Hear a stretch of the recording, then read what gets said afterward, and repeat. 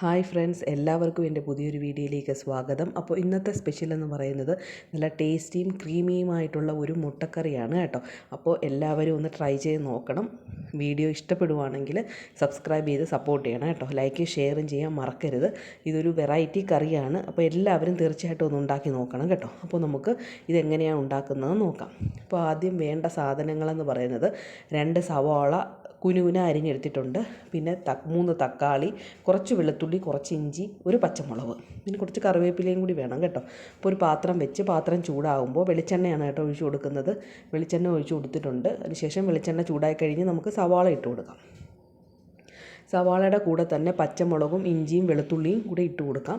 കുറച്ച് ഉപ്പും കൂടി ഇട്ടിട്ട് നമുക്ക് നന്നായിട്ട് വഴറ്റിയെടുക്കണം. സവാളയുടെയൊക്കെ കളർ നന്നായിട്ട് മാറുന്നിടം വരെ നമുക്ക് വഴറ്റിയെടുക്കാം. അപ്പോൾ നന്നായിട്ട് വഴറ്റിയെടുക്കുന്നുണ്ട്. അപ്പോൾ നന്നായിട്ട് എടുത്ത് ഉപ്പ് ഇട്ടിട്ടുണ്ട് കേട്ടോ. അതിനുശേഷം നമ്മൾ ആരോ ഒരു കമൻറ്റിൽ ചോദിച്ചു കറിവേപ്പില ശോകമാണല്ലോ എന്ന്.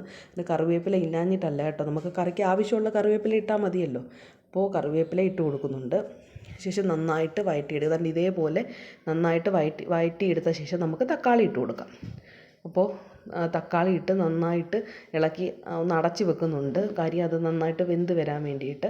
അങ്ങനെ തക്കാളി എല്ലാം നന്നായിട്ട് വെന്ത് വന്നിട്ടുണ്ട്. ഇനി നമുക്ക് പൊടികളെല്ലാം ഇട്ട് കൊടുക്കാം. എരിക്ക് ആവശ്യമുള്ള മുളക് പൊടി, മല്ലിപ്പൊടി, മഞ്ഞൾപ്പൊടി, പിന്നെ കുറച്ച് ഗരം മസാലയും കൂടി ഇട്ട് കൊടുക്കുന്നുണ്ട് കേട്ടോ.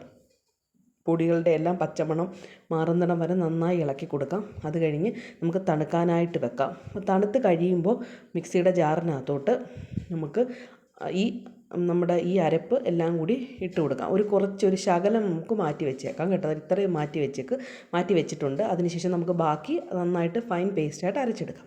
അപ്പോൾ നമുക്ക് വീണ്ടും ആ അരപ്പ് ചട്ടി ചൂടാക്കാനായിട്ട് വെച്ചിട്ട് അരപ്പും ശകലം മാറ്റി വെച്ചിട്ട് ഒരു ശകലം വെളിച്ചെണ്ണ ഒഴിച്ച് കൊടുക്കാം. അതിലേക്ക് കുറച്ച് കടുക് ഇട്ട് കൊടുക്കാം കേട്ടോ.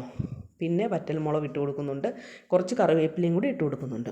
അത് കടുകൊക്കെ ഒന്ന് പൊട്ടി വരുമ്പോഴത്തേന് നമ്മൾ അരച്ച് വെച്ചിരിക്കുന്ന ആ ഒരു കൂട്ട് നമുക്ക് ചേർത്ത് കൊടുക്കാം.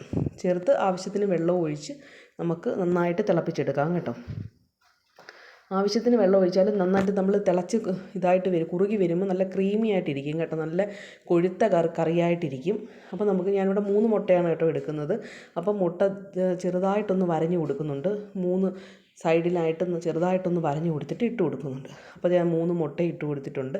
നന്നായിട്ട് കറി തിളപ്പിച്ചെടുക്കുക കേട്ടോ. തിളപ്പിച്ചെടുത്ത് നിങ്ങൾക്ക് ആവശ്യമുള്ള വെള്ളം ഒഴിക്കാൻ. കാര്യം നന്നായിട്ടതങ്ങ് കുറുകിക്കോളും.